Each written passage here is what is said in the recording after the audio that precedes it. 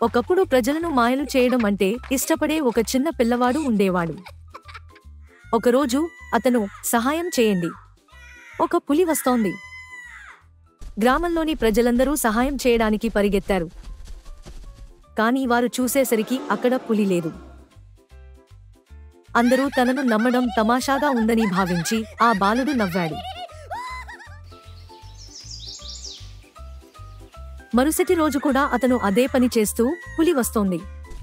మళ్ళీ గ్రామస్తులు సహాయం కోసం పరిగెత్తారు, కానీ ఏమీ దొరకలేదు. ఆ బాలుడు నవ్వుతూ వాళ్ళని మోసం చేయడంలో ఆనందిస్తున్నాడు. కానీ ఒకరోజు ఆ బాలుడు ఒంటరిగా పొలాల్లో ఉన్నప్పుడు నిజమైన పులి తన వైపు వస్తున్నట్లు చూశాడు. భయపడి సహాయం చేయండి, ఒక పులి వస్తోంది. కానీ ఈసారి ఎవరూ అతని మాట నమ్మలేదు. గ్రామస్తులు ఇది మరొక ఉపాయం అని అనుకున్నారు.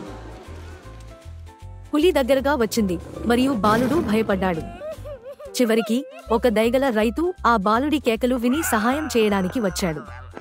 అతను త్వరగా పులిని తరిమివేసి బాలుడిని కాపాడాడు. నువ్వు చాలా తరచుగా అబద్ధం చెబితే నీకు నిజంగా సహాయం అవసరమైనప్పుడు ప్రజలు నిన్ను నమ్మరని ఆ అబ్బాయి నేర్చుకున్నాడు.